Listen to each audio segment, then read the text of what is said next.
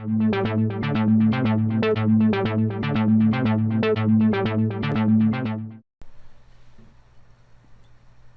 is the third session of the course on sustainable development. In the prior session, we discussed the emergence of sustainability as an issue on the international political agenda and traced out the historical evolution of several key concepts like Malthusian growth and sustainable yield, and introduced a few important insights of prominent scholars like Herman Daly. This session will consider another critical dimension of sustainability, namely how we measure it and how we make determinations between sustainability and unsustainability. During various points in this session, you'll be asked to consult an assortment of supplementary figures, news articles, and other media. Electronic copies of all these materials are posted to the course website, and I recommend that you download these items at the start so that you have them on hand as we proceed. In particular, you will likely want to view the supplementary figures in printed form or with the zoom feature on your computer, as they will be difficult to read at their standard scale. So, to begin, let me provide a few words of review. To this point, we have come to understand sustainable development as striving to simultaneously address three developmental dimensions: the social, the environmental, and the economic. This interlinkage is typically illustrated with the overlapping circles of the Venn diagram pictured here. This is an arguably novel notion, because the long prevailing tendency over the last 100 or more years, especially in the United States, has been to privilege the economic facet of development and to relegate the social and the environmental dimensions to decidedly secondary positions, or to just disregard them to a large extent. This situation, though, raises a prior question that we should consider, namely, what is development? The issue of development is so pervasive in contemporary society and is widely accepted uncritically as a wholly positive thing to pursue. Everywhere we go, people seem to be talking about development of one kind or another. Indeed, the commitment to development is so ubiquitous and celebrated that we often fail to ask ourselves what it is exactly that, with all this effort, we are aiming to develop. So let us spend the next several minutes exploring the idea of development. Let me get more specific. When policymakers and others talk about advancing development in various contexts, be it a village in Cameroon, a disadvantaged neighborhood in Newark, or an affluent high-tech suburb in the United States, what are their intentions?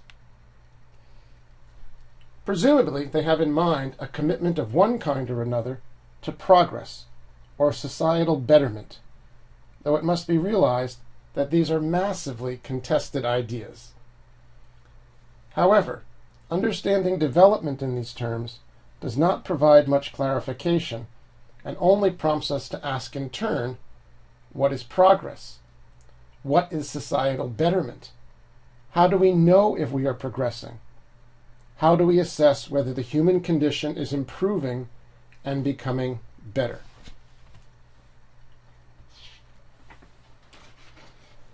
The most prominent way to conceptualize development in the present era, and has been for some time, is to largely avoid challenging philosophical debates about progress and betterment, and to focus instead on the more readily available metrics of development.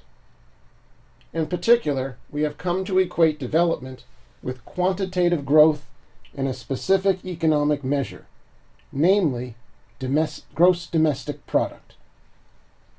Gross domestic product, or GDP, as many of you are likely aware, is the total value of goods and services transacted within a particular economy, generally defined as a country or a region, over the course of 1 year.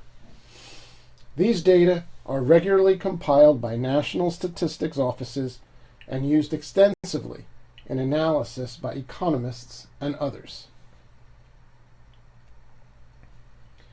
So, if GDP is increasing, in other words, the total annual value of goods and services is growing, developmental status is generally deemed to be improving. Policymakers, and for that matter, members of the public, are normally not prone to dig much deeper. If the size of the economic pie is growing steadily, that is generally seen as good enough. Accordingly, by this metric, the United States has done remarkably well. Measured in real, or inflation-adjusted terms, the size of the American economy has grown from approximately $3 trillion during the mid-1960s to $14.2 trillion in 2002, a nearly five-fold increase in 5 decades. The experience of the United States has not been particularly unique in this regard. During the post-World War II period, the economies of all advanced industrial countries showed similar trends. For example, this figure highlights the pattern for the UK over the last several decades. The map here is called a cartogram, and it provides an interesting visual depiction because the size of each country has been altered in accordance with the size of its GDP. It is worth studying this figure in some detail. Note that the United States is more bloated than we are accustomed to seeing it, and Japan looks to be on steroids. Germany, France, and the UK are somewhat oversized. However, Latin America seems to have been on a protracted diet and has significantly shrunk down in size. Most of Africa, owing to the small size of its constituent national economies, is virtually invisible. A final insight with respect to GDP is to note the explosive growth that has occurred, in particular, over the past half-century or so. The graph here has been assembled by economic historians who have pieced together various bits of data to develop a partial time series of GDP for the world's different regions going back 2,000 years. It's not necessary to put too fine a point on this kind of analysis, yet it is compelling to observe the explosiveness of GDP growth that has occurred over the course of the last 2 or 3 generations relative to the historic pattern. Orthodox economists and mainstream policymakers regularly employ another closely related measure to gauge the degree to which development is taking place. Rather than rely just on GDP, which assesses the value of goods and services on an aggregate basis, it is oftentimes more instructive to use GDP per capita, or GDP per person. This calculation adjusts GDP for the size of a country's or a region's population, and by dividing aggregate GDP by the relevant number of people, using this calculation, it becomes feasible to engage in more meaningful comparative analyses.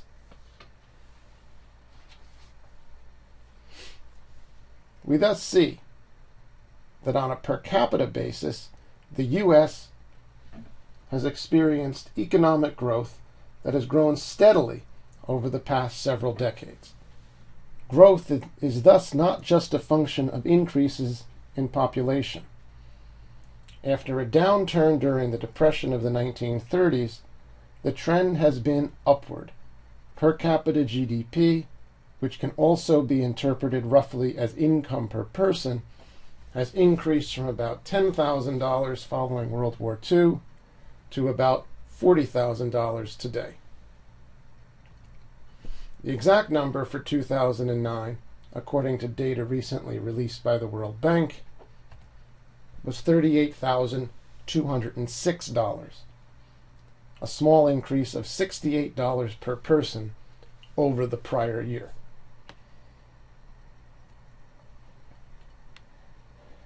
It is common to compare per capita GDP across countries, and the graph here shows the patterns of growth for a selected number of OECD countries over the past 4 decades. Note that per capita GDP has among this group been consistently highest in the United States, though the pace of growth in Ireland, at least until recently, had been downright meteoric. We can also view per capita GDP in comparative perspective for a larger number of countries for 2 discrete time periods, 1987 and 2007. In this view, the United States is in 3rd position, overtaken by Luxembourg and Norway, 2 countries with anomalous economies. Norway is a major oil exporter, and tiny Luxembourg has an economy organized almost exclusively around banking and the functions of serving as an international tax haven.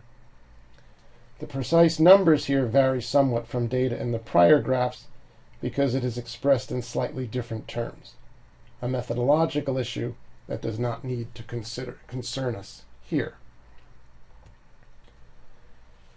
Despite the widespread use of GDP and per capita GDP as proxies for development, I think it is fairly self-evident that monetary measures of the total value of goods and services produced within a particular country or region during a specific time period does not tell us very much about the quality of well-being or development in a more expansive or qualitative sense.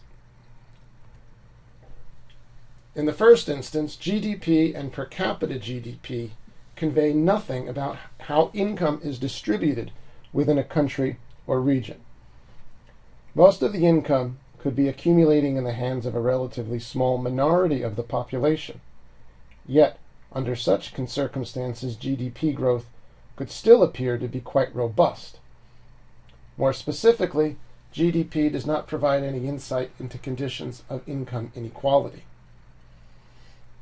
In the United States, for example, a country that, as we have seen, has experienced strong economic growth over the last several decades, income inequality has been increasing over the past 30 years and has now surpassed levels that existed back in the 1920s. This is a situation where the proceeds of growth have not been at all equitably distributed. The United States is not especially unique in this respect, as income inequality has been increasing since the 1980s across nearly the full range of OECD countries. Nonetheless, the steep increase in the United States over the past decade must be regarded as striking. Second, GDP and per capita GDP do not provide any insight into how income is produced or to what ends it is used. To take an extreme example, the production of military equipment could constitute the entire basis of a country's or a region's economy. Similarly, we did not know a priori the extent to which income might be invested in noble and noteworthy endeavors, like education, that enhances the capabilities of the citizenry. In an effort to get around some of these problems, and let me observe here that there are a number of other flaws in how GDP is calculated that we will consider later in the semester, the United Nations has formulated an alternative means of assessing development. The UN measure is called the Human Development Index, and it seeks to evaluate development on a broader basis. Specifically, the HDI is a composite measure that includes 3 components: life expectancy, educational attainment, and per capita GDP. This somewhat more nuanced index captures the quality of healthcare, the breadth of educational programming, and material affluence. Despite its use by development agencies, NGOs, and others, it retains a position of secondary importance in mainstream policy-making circles and is especially marginalized by orthodox economists who continue to view the monetary value of material production and consumption as the most important means of assessing development. It is interesting to view regional trends in HDI over the past several decades. High-income OECD countries, as well as Latin America and the Caribbean, East Asia and the Pacific, and South Asia, have experienced steady improvement in HDI. HDI growth has been more modest among Arab countries of the Middle East, largely because of lagging rates of education for women.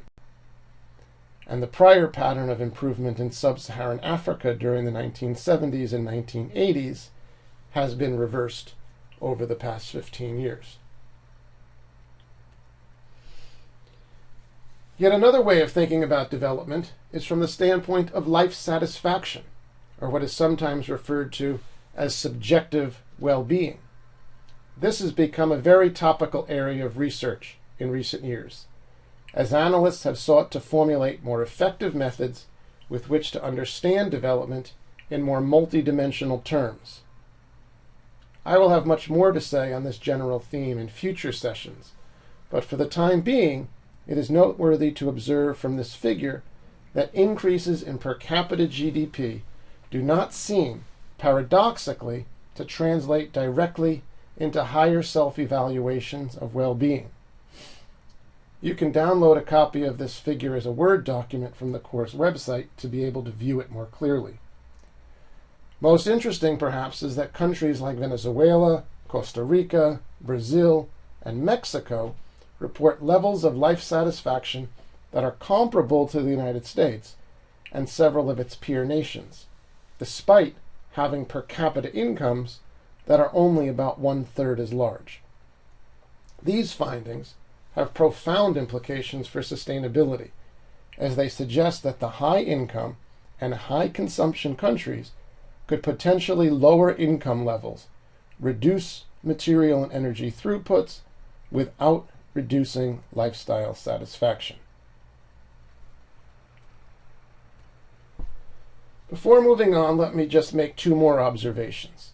First, the gap between life satisfaction and GDP has come to be referred in policy debates in the UK and Europe, more generally, as the progress gap. GDP has continued to increase, yet life satisfaction has over time remained stagnant. In other words, wealthy countries seem to be deriving few benefits in terms of life satisfaction from their ever larger GDPs. Again, we will pick up this point at various times throughout the semester. A second observation relates to the following figure, which reports the result of a cross-national survey of public opinion about the very issue we have been discussing, namely, whether progress and development should be measured by financial statistics like GDP, or whether more expansive measures like HDI should be actively utilized. Interestingly, in all of the countries surveyed, unfortunately the United States was not part of this investigation, large majorities identified a preference for the latter. The size of the differences is marked, with well over 80% of respondents in France, Italy, and the UK advocating for the use of broader indices of quality of life. Even in Canada, a country that we can perhaps take as a rough proxy for the United States, given the country's absence from the data set, 65% asserted that health status, societal well-being, and environmental quality were important considerations.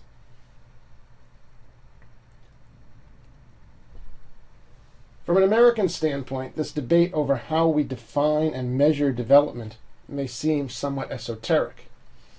It merits observing, though, that this is not the case in Europe.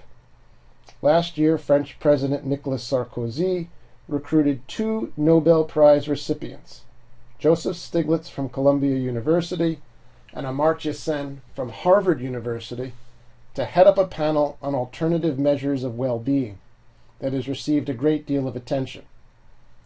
The full report can be freely downloaded from the address below, if you're so inclined. In addition, the European Union has taken an active interest in this general discussion and recently released its own report entitled Beyond GDP, Measuring Progress, True Wealth, and the Well-Being of Nations. These work products are indications that there is a great deal of movement on this front, even if forward motion has yet to take place in the United States to any significant degree. This report, too, can be downloaded from the internet. Let us now move in a slightly different direction. All of these approaches to conceptualizing development, whether orthodox notions of GDP and per capita GDP, or more heterodox ideas like HDI, are predicated on an understanding that planetary resources are infinite. In other words, these views embody a conception that there are no biophysical limits on growth. We can grow economies, we can grow resource throughputs, we can grow material standards of living indefinitely and without any upper bound. Proponents of such a view implicitly assert that we live in a cornucopian world and expansion can continue endlessly. Energy is the foundation of economic growth. It should therefore not be surprising that economic growth, in this case for the United States, has increased in tandem with the appropriation and utilization of energy resources.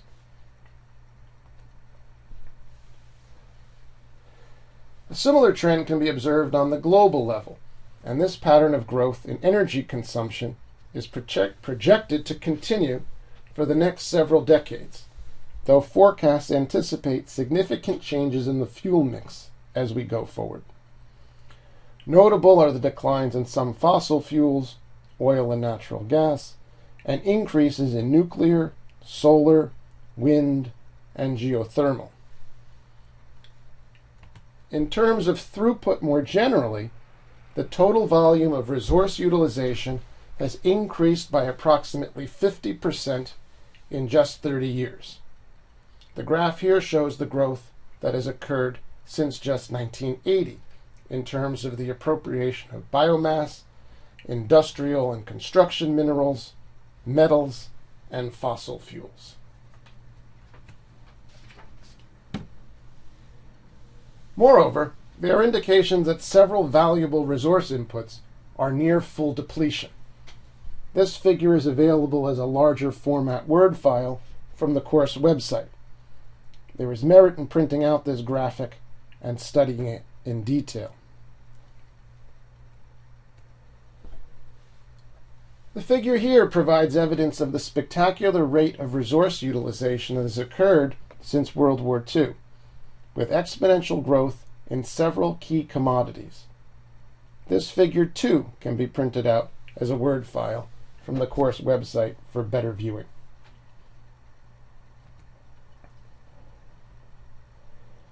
It should be evident that access to and utilization of this wealth of natural resources is not evenly distributed around the world.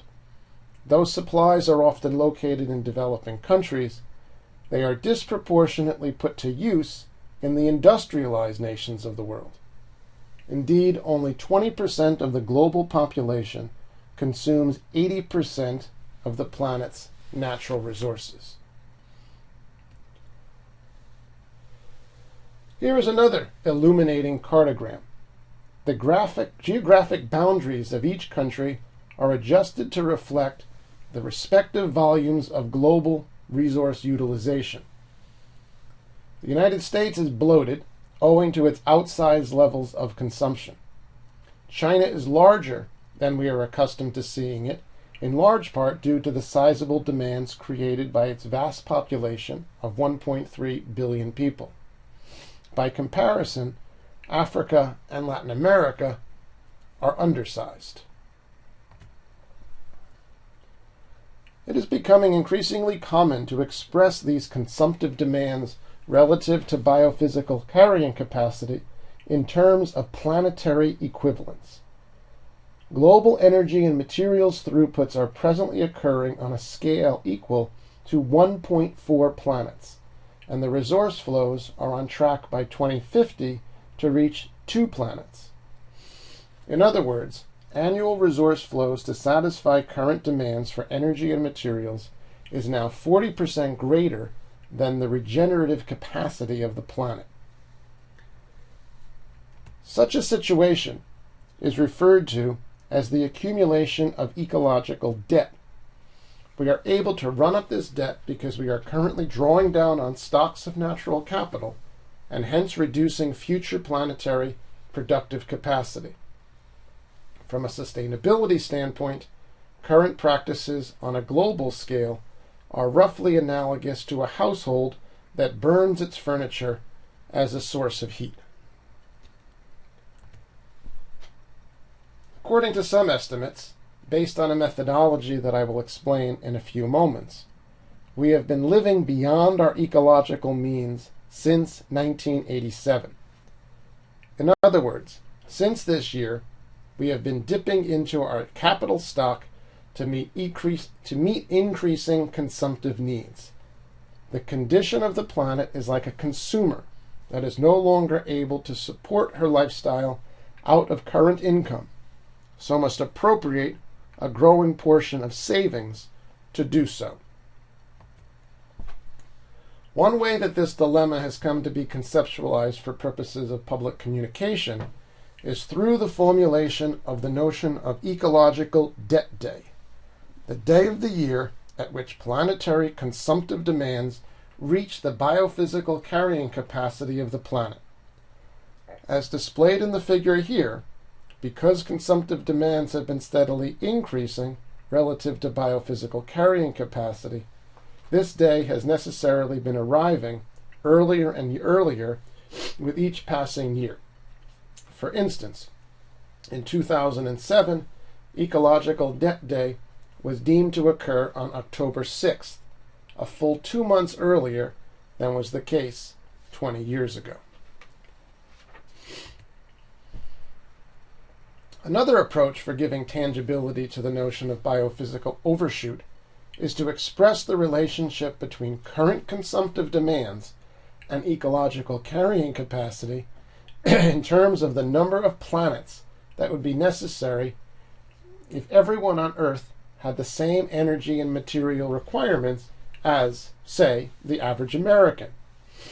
In other words, if the entire global population consumed resources at the same level as people in the United States, we would need upwards of 5 planets of ecological carrying capacity. By comparison, if everyone consumed at levels typical in the UK or France, we would require 3 planets. Since we only have 1 planet, both of these propositions are impossible over the long term. However, framing the problem in such terms demonstrates the utter unsustainability of current practices. More realistic and sustainable would be for the entire planet to adopt consumption practices in terms of the volume of material throughput emblematic of a country like Mauritius or Brazil. As an aside, it's important to be cognizant of the geopolitics of resource competition, especially the increasingly acrimonious rivalry between the United States and China. Let me encourage you to take a time out at this point to read the 2 articles I have posted to the website entitled, first, As China Rises, Economic Conflict with the West Rises Too, and second, the article entitled, Exit America. These articles emphasize that while the United States has enjoyed relatively unfettered access to global resources over the last few decades, this situation is likely to change in coming years. Indeed, it is already occurring, as resource demand in China is steadily stepped up. These articles are just two examples of a rapidly growing body of literature that highlights this particular challenge. The following slide outlines another side activity for you to devote some time to before we proceed with the final segment of this presentation. It would also be a good idea at this point to read the brief article entitled Global Resource Use, Worldwide Patterns of Resource Extraction, drafted under the auspices of the World Resources Forum, a research and policy institute based in Austria. You can find a copy on the course website. In addition, the World Resources Forum has produced a related short film that is also available via the course website. Once you have completed these activities, you will be ready to commence with the final series of slides for this session.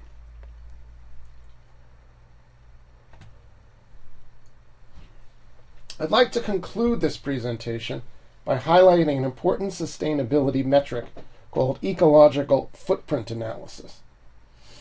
If you were paying close attention to some of the images included in the prior segment, you would have likely seen references to it. I wanted to defer detailed discussion of the procedures used to compile this measure until this part of the presentation, so as to be able to devote focused attention to it. Time precludes me from giving a detailed examination of how to calculate an ecological footprint. Rather, I'm going to concentrate my comments here on a conceptual overview.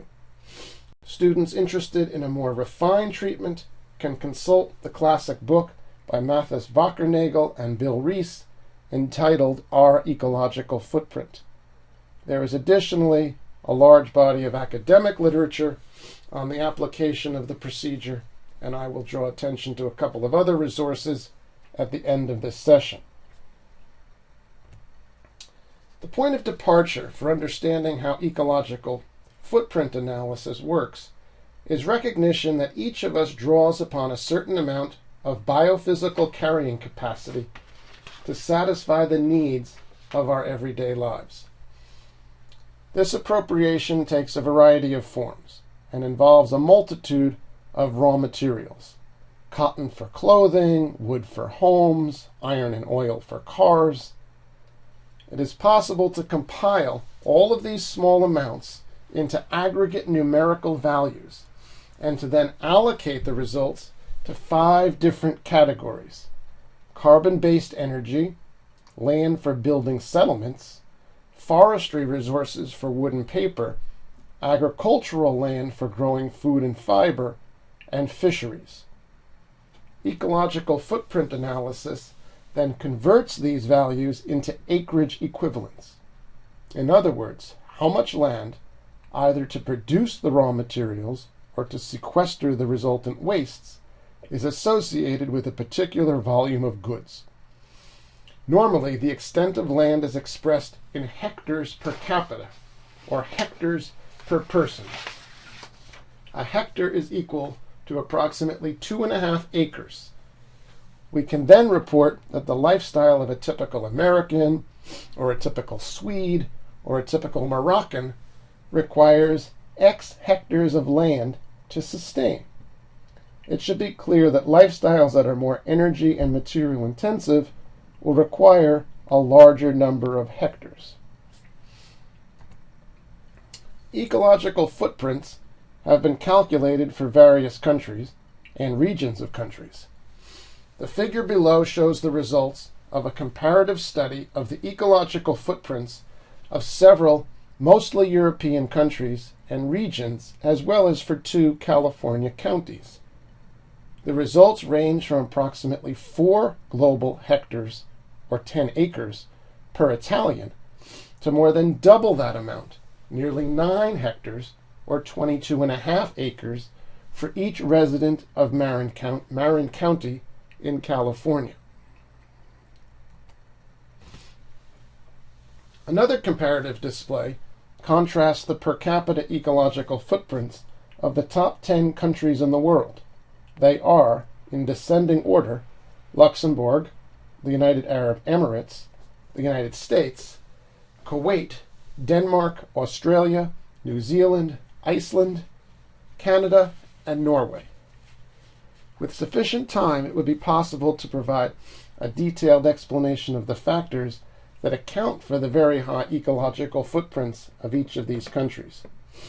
A more general overview, however, reveals that these 10 countries fall into 3 partially overlapping categories.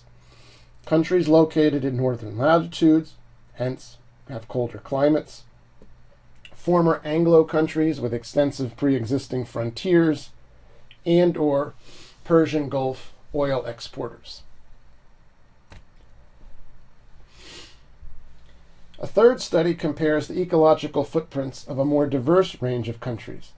In this instance, we can see how a country like the United States, with an ecological footprint of approximately 9.5 hectares per person, compares to a country like India, with an ecological footprint of less than 1 hectare per person. We can also use the notion of an ecological footprint to explore more elaborate issues. For instance, interesting insights emerge if we graph ecological footprint scores against human development indices for a cross-section of countries. The essential relationship that we are looking at here is the extent to which the appropriation of higher levels of energy and materials enhance human development. It is necessary to view this slide in printed form or to expand the magnitude of the image on your screen. In this figure, HDI is measured on the horizontal axis, and per capita ecological footprint in hectares is on the vertical axis.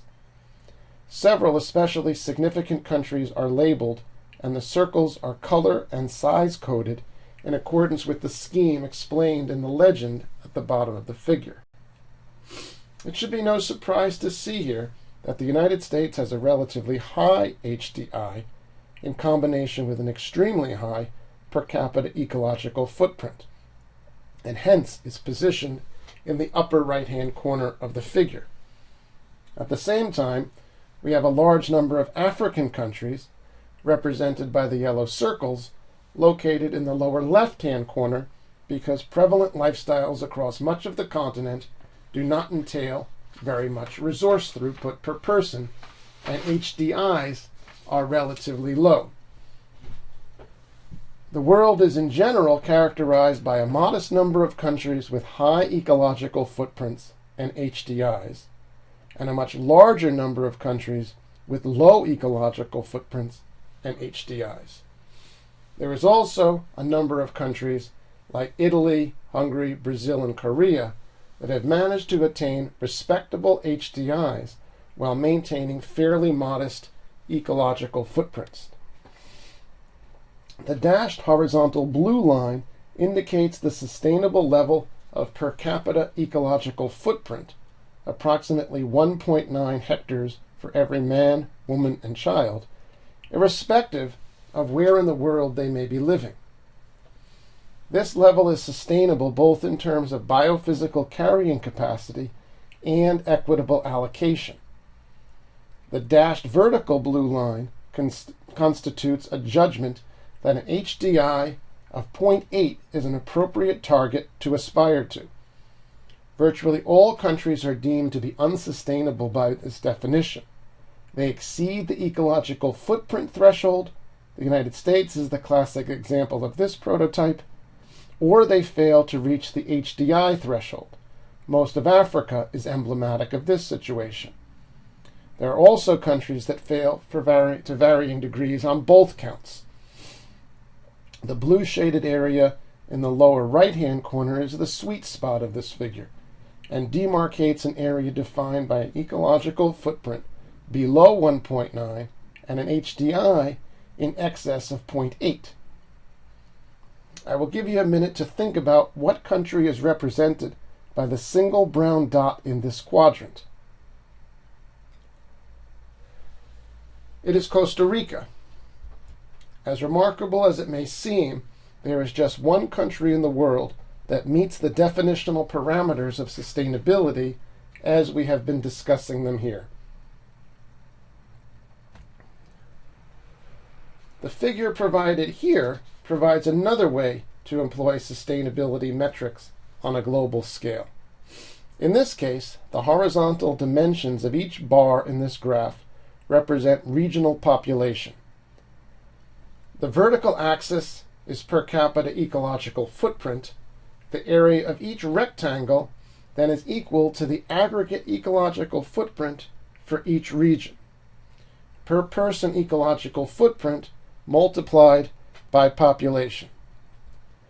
The dashed green boxes represent regional biophysical carrying capacity, or biocapacity. North America, the red bar, EU Europe, the dark blue bar, and the Asia-Pacific region are all currently in excess of regional biocapacity.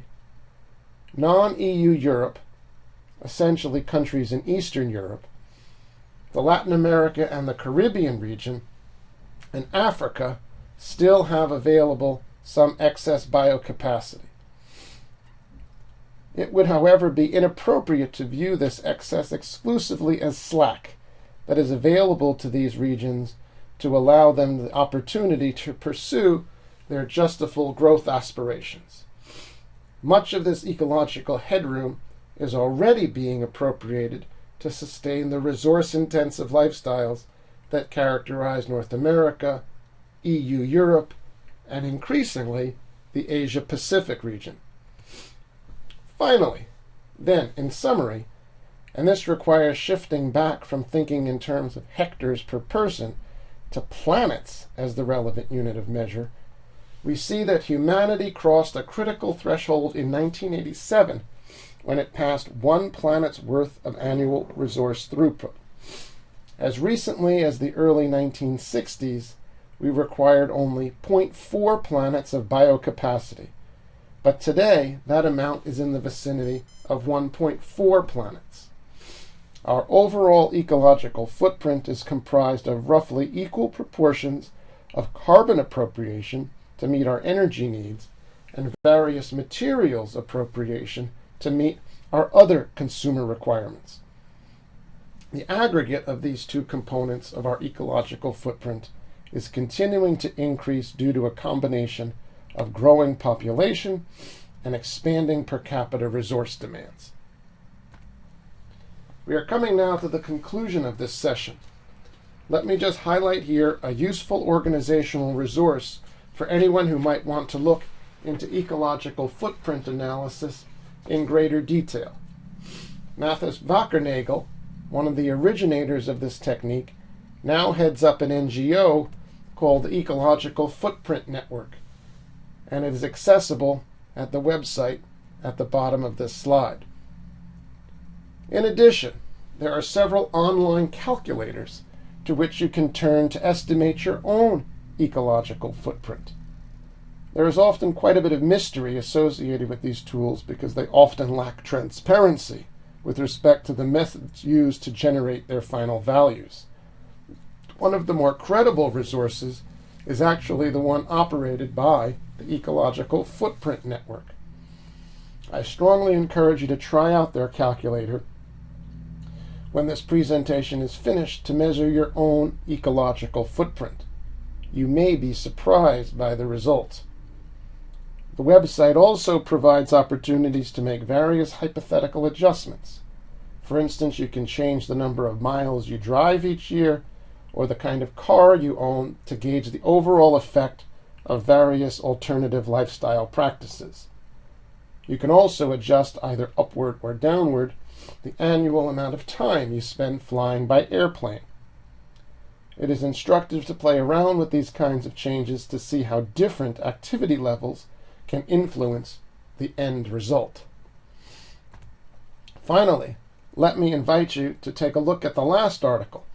This one is about New York's Mayor Bloomberg and the apparent disconnect between the policies that he advocates in his official capacity and the ecological footprint associated with his extremely affluent lifestyle. Once you have completed this last exercise, you will be finished with this session on sustainability metrics. When we meet again for the next presentation, we will begin to discuss specific sustainability strategies that some economically advanced or post-industrial countries are putting into effect. We will start by sketching out a conceptual framework for these activities known as ecological modernization, and then move in subsequent sessions to discuss the fields of industrial ecology and ecological design.